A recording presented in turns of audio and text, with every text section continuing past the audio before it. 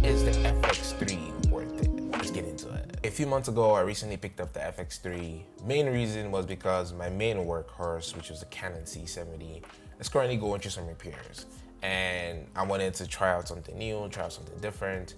And I can for a fact tell you, the FX3 is good. It really is. So I'm currently filming on it and I can't physically show you, but the camera has been such a cheat code. One of the reasons why is just the form factor. It is so little. I've been going from the C70 to this, having something super little where it's compact.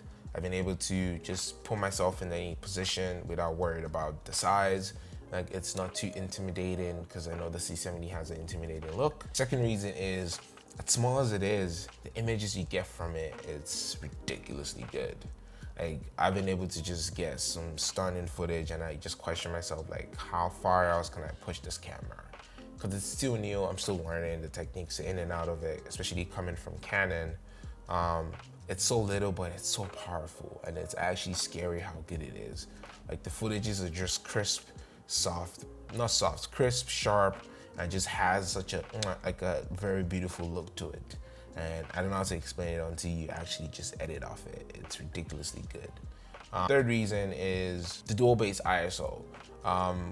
Again, this camera has the ability to shoot on two different ISO, one being 800 and then the other one being 12800, which is ridiculous to think about. That means I can be confident I can go into any room without being too worried about having to bring lights.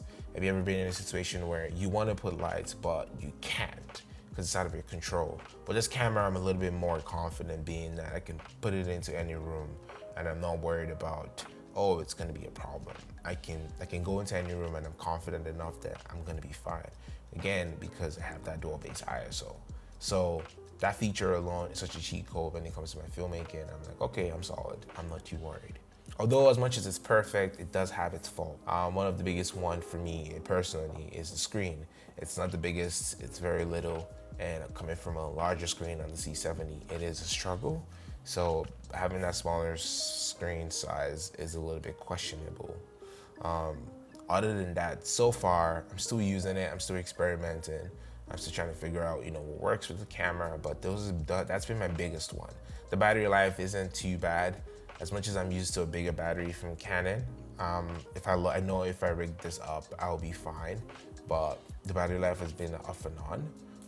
It's also the menu screen. Still getting used to Sony system is a little bit tricky, but it's not as easy and direct forward as Canon. But other than that, and yeah, Sony footage as well, though. As much as it's beautiful and crisp, it does have a lot of greens in it, and I think it's just the Sony stuff. But other than those three negatives, I think overall it's a pretty good camera. So let me know down in the camera if you shoot with the FX3. What's your take? What's your thought? How do you like it so far? You don't like it? You hate it? What's your take? And I will catch you guys in the next video. Peace.